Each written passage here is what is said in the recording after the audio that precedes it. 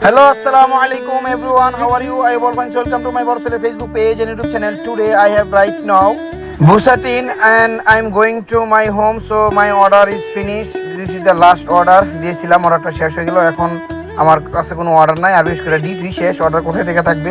যাই হোক, সো যাইতে যাইতে কিছু কথা বলে নিই আপনাদেরকে। যারা আসলে এলএমআর এর বিষয়ে আপনাদেরকে একটা কথা বলতে চাই।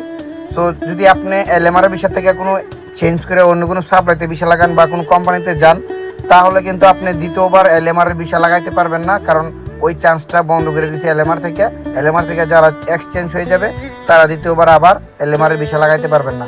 তো যদি আপনি কোনো সাপ্লাইতে ভিসা লাগান, সাবধান, আপনি বুঝে শুনে লাগাইতে হবে, ভালো সাপ্লাইতে লাগাতে হবে। আর অনেকে আমার কমেন্ট করছেন, ভাইয়া সাপ্লাইতে ভিসা লাগানোর জন্য চাপ দিতেছে, ভিসা আপডেট দিতেছে না।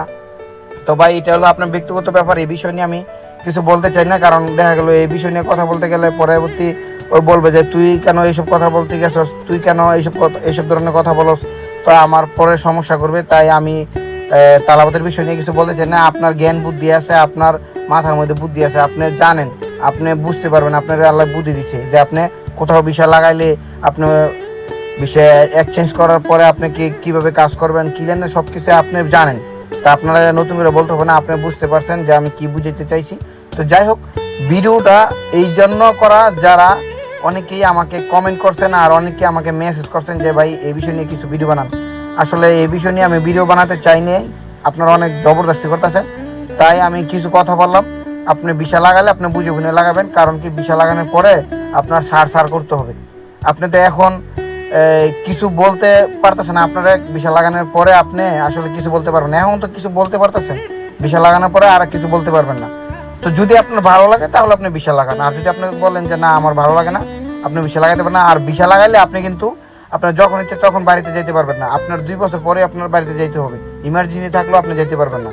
এটা হলো এক কথা। দ্বিতীয় কথা, আপনি যদি ভিসা লাগান, ভিসা লাগানোর পরে আপনার একটা জিনিস আপনার বুঝে নিতে হবে যে ভিসা লাগানোর পরে আপনি একটা জেলখানার ভিতরে পড়ে থাকতে হবে। আপনার যা বলে আপনি তা শুনতে হবে।